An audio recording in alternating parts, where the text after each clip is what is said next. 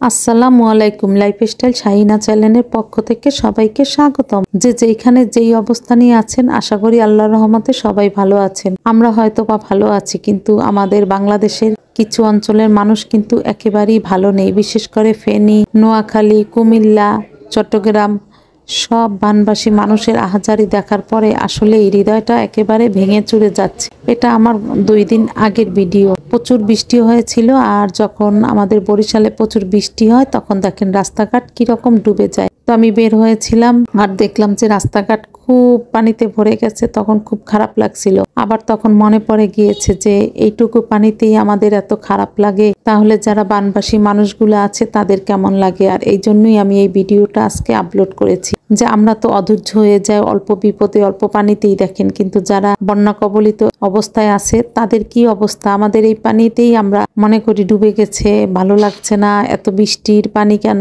আর যারা বানবাসী মানুষ আছে তাদের কিন্তু কিছু বলার নাই, কিছু করার নাই, একমাত্র তাদের ভরসাই আল্লাহ। অবশ্য আমাদের সকলের একমাত্র ভরসা আল্লাহ। তবে আমরা যারা গিয়ে উপকার করতে পারছি না, সাহায্য করতে পারছি না, তারা কিন্তু আমরা আল্লাহর কাছে নামাজ পড়ে দোয়া করতে পারি যে আল্লাহ তোমার রহমতের চাদর দিয়ে তুমি সারা বাংলাদেশের বন্যা কবলিত মানুষকে সাহায্য করো। তোমার রহমতের চাদর থেকে তুমি আমাদের দেশ, আমাদের দেশের মানুষকে তুমি বঞ্চিত করো না। তুমি তো তোমার প্রিয় বান্দাকেই বিপদ দিয়ে পরীক্ষা চাও। হয়তো বা বাংলাদেশের মানুষ তোমার প্রিয় বান্দা, তাই তুমি বিপদ দিয়ে পরীক্ষা চাও, আবার তুমিই কিন্তু এই বিপদ থেকে উদ্ধার করবে।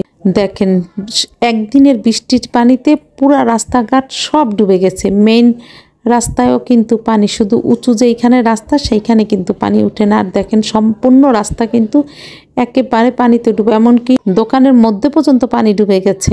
আর যদি এইরকম বৃষ্টি যদি 2 দিন থাকে তাহলে কিন্তু অবস্থা আরো খারাপ হয়। আর যারা বন্যা কবলিত অবস্থায় আছে তাদের তো ঘরের চালা পর্যন্তই ডুবে গেছে। যখনই মোবাইলে টিভিতে এগুলা দেখি তখন হৃদয়টা একেবারেই ভেঙে চুরমার হয়ে যায় যে আল্লাহ কত কষ্ট মানুষের। যখন বাচ্চাদের ছবিগুলা দেখি তখন সত্যি রাতে ঘুম আসে না। তখন আল্লাহর কাছে শুধু দোয়া ছাড়া আর কোনো কিছু করার নেই, শুধু আল্লাহর কাছে দোয়া চাই যে আল্লাহ তুমি সাহায্য করো, তুমি একমাত্র সাহায্যের মালিক। তো আসুন আমার প্রিয় আপু ভাইয়ারা যে যেইখানে যেই অবস্থা নিয়ে আছেন, সবাই মিলে আমরা আল্লাহর কাছে দোয়া করি আল্লাহ যেন এই অবস্থা থেকে আমাদের দেশের মানুষকে হেফাজতে রাখে, ভালো রাখে। তো আপনাদের ভাইয়ার বাইকে আবার তেল ভরতে হবে, এই জন্য পাম্পে আসলাম তেল নিতে। তো তেল নিয়ে কিন্তু বাসায় চলে যাব, যেহেতু সব রাস্তাঘাটই পানিতে ডুবে গেছে। এখন কিন্তু যেই কাজের জন্য আসছিলাম তা করতে পারবো না, তো বাসায় চলে যাচ্ছি এখন। আর এই ভিডিওটা এই জন্য আপলোড করছিলাম যে এই পানিতে আমরা অস্থির হয়ে যাচ্ছি, অথচ বানবাসী মানুষের কি অবস্থা। বিশেষ করে বাচ্চাদের ছবিগুলোর কথা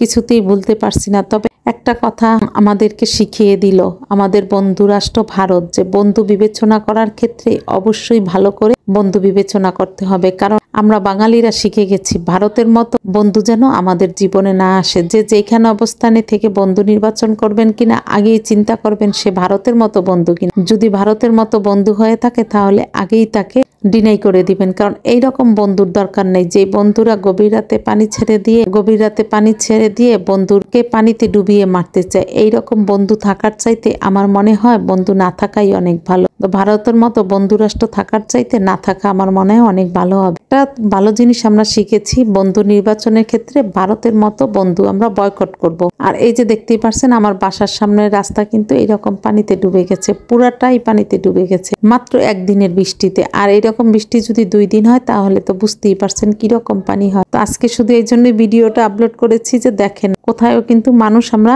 একেবারেই ভালো নেই। তারপর আল্লাহ আমাদের যেইখানে রেখেছে আল্লাহর কাছে কোটি কোটি শুকরিয়া জানাচ্ছি। আল্লাহ আমাদের অবশ্যই ভালো রেখেছে, ভালো রাখবে। তো বরাবর মতো আবারও একটি কথা মনে করিয়ে দিই, আমার ভিডিওটি যদি একটু ভালো লেগে থাকে তাহলে বেশি বেশি লাইক কমেন্ট শেয়ার করুন। আমার চ্যানেলটি সাবস্ক্রাইব করে আমার পাশে থাকুন। চাইলে ফেসবুকে আমার পেজটি ফলো দিতে পারেন। কাজ শেষ করে চলে এসেছি এখন বাসায়।